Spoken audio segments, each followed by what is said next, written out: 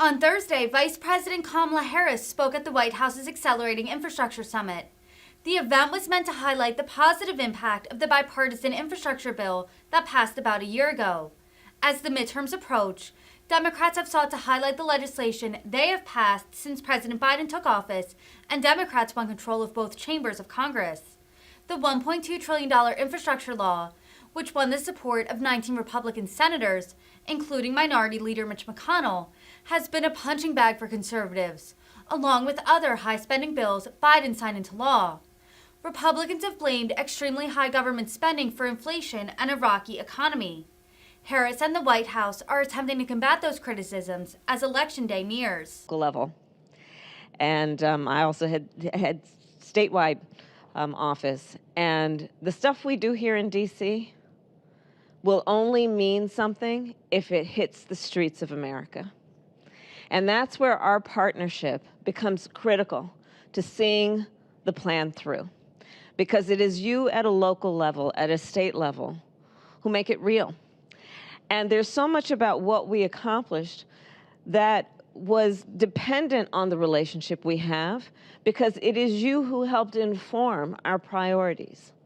You gave us the information about what your constituents, about the people that you represent, what they need, what they want, what wasn't working and what was working.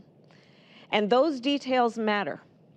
Because as the president will tell you, we are very clear. The work that we do is not about a grand gesture or a press conference. It's about it actually impacting the people of America.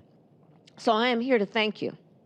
I'm here to thank you for what you did to help form and inform what we have accomplished. And I am here to thank you for the hard work, the elbow grease that you are putting into making it real. And I've been traveling the country, the president has been traveling the country, and we know what you are doing at a local level and a statewide level. And we hear the feedback about the importance of your work.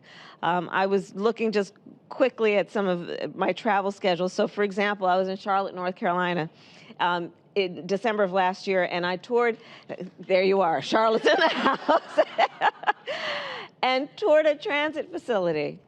And I was so inspired by the work that's happening there in terms of manufacturing, in terms of the innovation, in terms of the workforce development. And what we're seeing there, and it was with Governor Roy Cooper, is just innovation at work. Jobs at work, union jobs around the country being inspired by this work. Apprenticeship programs being resourced and growing because of this work. In Milwaukee, Wisconsin, I was there in January, and I met with workers who are removing lead pipes, right? In Milwaukee, and we know that in the infrastructure bill, there's $48 million that's going to lead pipe removal. Well, that's not only Wisconsin, in Michigan, for example. I was just speaking with a group of folks from Michigan here yesterday. The lead pipe removal piece is extraordinary because it is the intersection then, the infrastructure work, hits the intersection between infrastructure, yes, but also public health and education. Because you think about something like lead pipes, it's a public health issue. Children are drinking toxic water, which is having an impact on their health, but also their capacity to maximize their God-given brain potential because of the impact it has on their ability to learn. So there's so much about the work that we are doing that, yes, it's about roads and bridges, it's about public transit, it's about investing in innovations such as electric vehicles, electric school buses, but it really does touch on so many of the facets of American life, including public health issues, including education issues, including productivity and economic productivity, because of course, if the American worker can't get to where they need to go in an efficient way, that slows down our productivity. So therein lies the intersection between the work you are doing and so many aspects of life that may not come to mind when we think about infrastructure, but are directly impacted. So I'm here to thank you all. And we intend, with this law and the rollout of it, to engage leaders at every level Elected leaders, of course, at the local and statewide level, but community leaders, organizations. This is also about empowering folks, because we know that when they are active in their level of participation, we all benefit.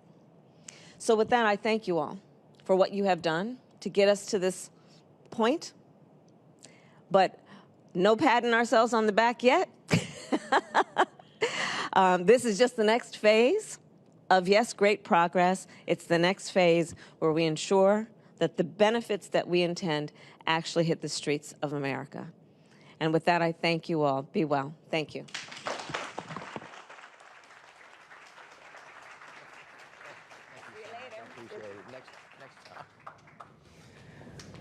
Oh, my God. Madam Vice President, thank you so much for those inspiring words. And as we come to the close, let me just again thank all of our panelists for joining us today. Of course, none of this is possible without the staffs that work for all of us who have done an unbelievable job of getting us to where we need to be and helping us stay focused.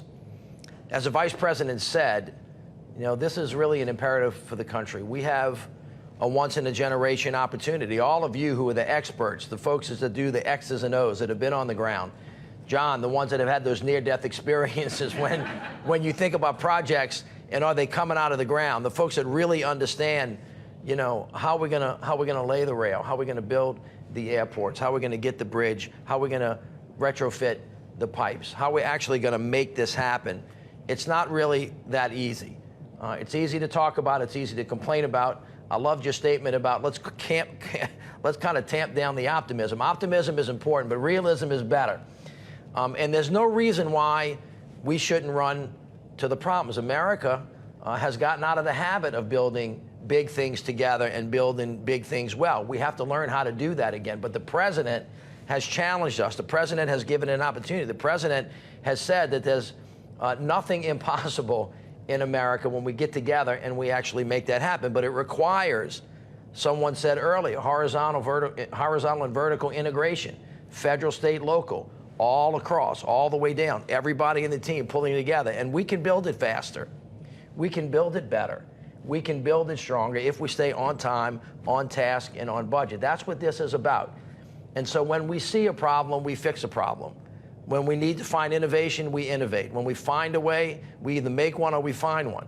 And that's the way that we're going to make this happen. And so I want to thank you for all the work that you've done. I want to thank everybody who's worked on this accelerating project. We want to go faster. We want to go better. We want to build stronger. And as the president said, we want to build a better America. So to everybody online, thank you all for looking at us, watching this. Go to buildbackbetter.gov, and we'll be ready to go. Thank you so much. Bye-bye.